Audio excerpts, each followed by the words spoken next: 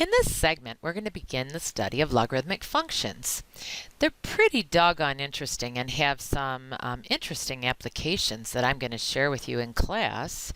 There's some science applications that are very, very important to our world.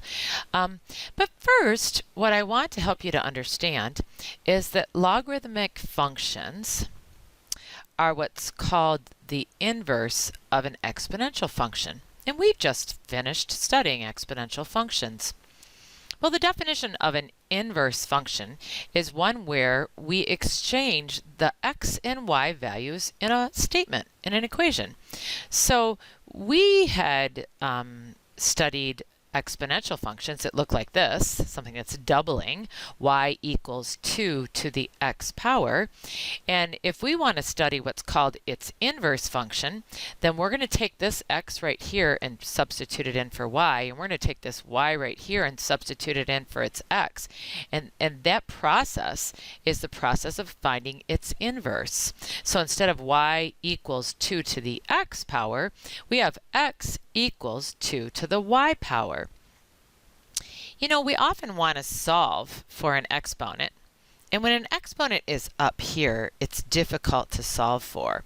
So mathematicians then had to say, what does this sentence mean? And especially, what does this sentence mean in terms of y? You know, because most of the equations that we have studied have y all alone.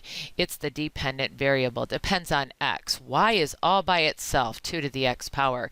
But over here, y is not by itself, and on top of it, it's an exponent. So what this means, I'm trying to get my eraser to work here.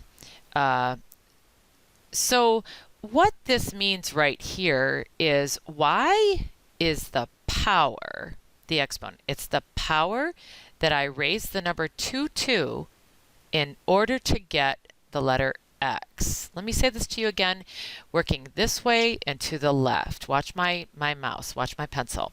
Y is the power that we raise 2 to in order to get, or equals, x. And the way mathematicians decided to call that was this right here. Mathematicians call this y is the power. Y is an exponent. Y is the power that I raise a base of 2 to in order to get x. And this is now a new language. What I am saying to you is that this equation, x equals 2 to the y power, means, or can be rewritten in, I often call it Spanish. This is English. We're kind of used to exponential form. But the Spanish form, or the logarithmic form of this statement, a logarithm is an exponent. The y is all by itself. When I convert this into Spanish, or into logarithmic form, the exponent is by itself. This is the base. Y is the power that I raise the base of 2 to. So we come over here and we say that the base is 2. So y is the exponent. Y is the power that we raise 2 to in order to get this x. These two statements mean the same thing. One's in English and one's in Spanish, if you'll allow me to be silly. So we're going to learn to go from English to Spanish, just like you may have learned a language in your lifetime, and from Spanish to English. So this is a math language. So this equation, x equals 2 to the y power, means y is the power that I raise 2 to in order to get x. And logarithms are exponents, and they behave like exponents. So let's say I wanted to graph this problem. Y equals the log of x where the base is 10. Well, remember, to put this back in English, what it means is that the base of 10 is raised to a power of y in order to get my answer of x. That's what this statement means, is this right here. So if I wanted to graph it by hand, what I would have to do is I'd have to pick values for y. So I'd have to pick, you know, I like to cover the gamut here, pick negative numbers and pick positive numbers for the letter y. So when I take 10 and raise it to the negative 2 power, remember that means 1 over 10 squared, which is 1 over 100, or a very small number. When I have this negative 1 and I put that in for y, 10 to the negative 1 means 1 over 10 to the positive 1. Still a very small number.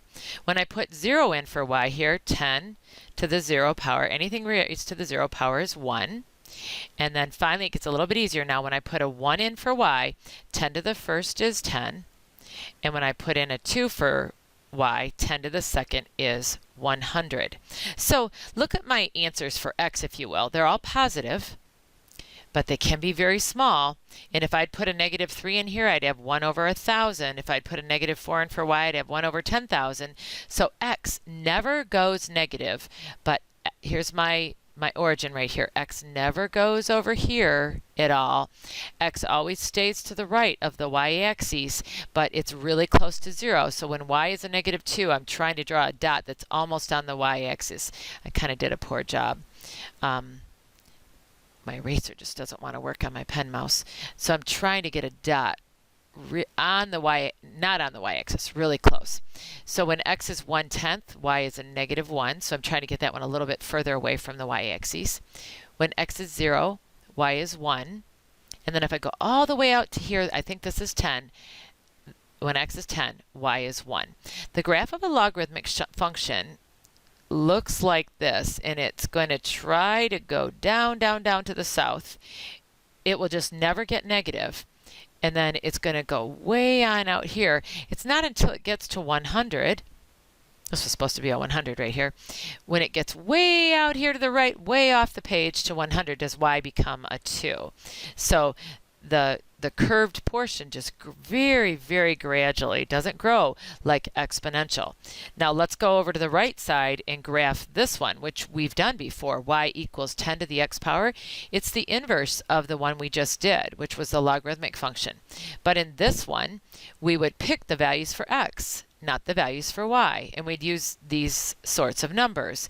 And we get the same results, but remember, over here, we picked the values for y and put them in right here. We were graphing the logarithm of x, where the base is 10. Over here, we're graphing an exponent, 10 to the x power. So we're going to raise 10 to the negative 2 power and get 1 over 10 squared, or 1/100th. And 10 to the negative 1 is 1 over 10. And 10 to the 0 is 1. And 10 to the first is 10. And 10 to the second is 100. Now remember, these are inverse functions. Let's go ahead and graph this ordered pair. So we get a left 2 for x, and we just got to be above the x-axis for y.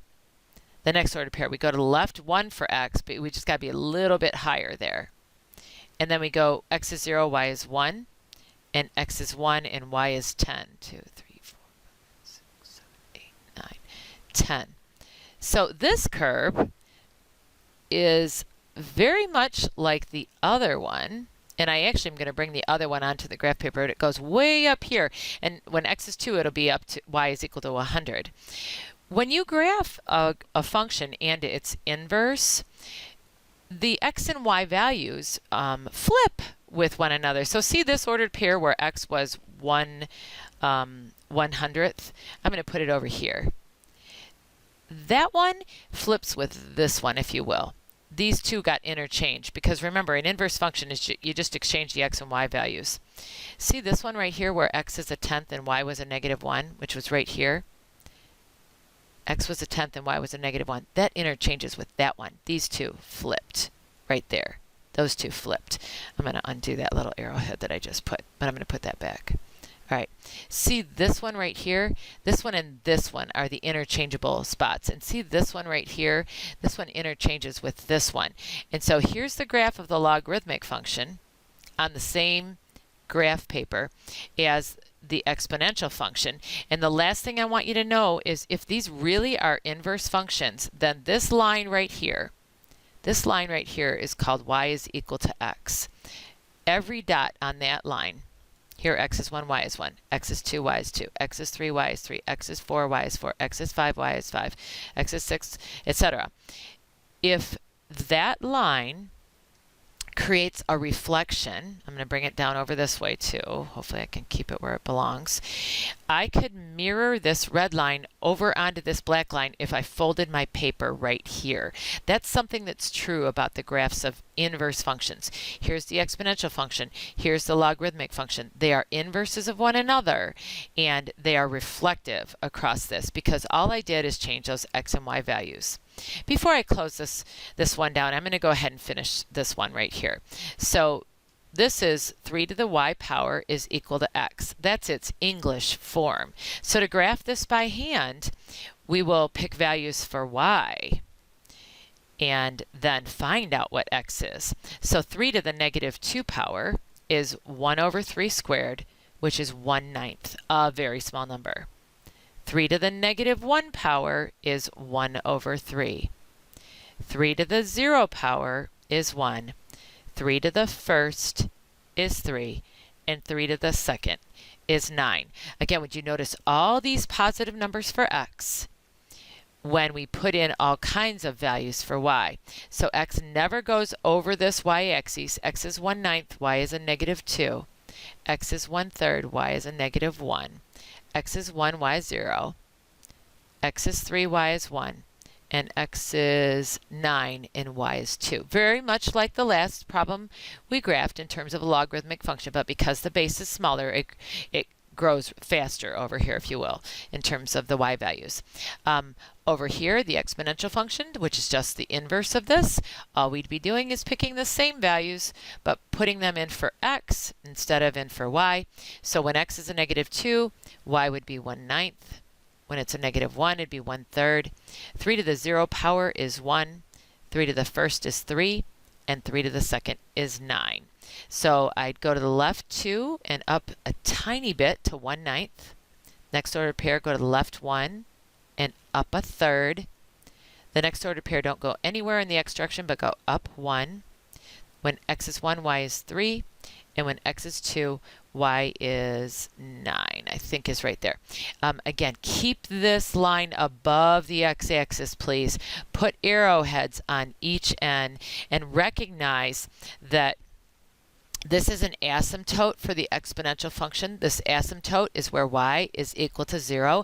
It cannot go below that line. And this is an asymptote for the logarithmic function. This is called y is equal to 0. I'm sorry, this is called x is equal to 0. And so this cannot the logarithmic function cannot be negative. It cannot be less than 0. To graph these on your graphing calculator, I think what we'll do is we'll show you that in class because I don't have the software at home to demonstrate that. I may periodically refer to it a little bit.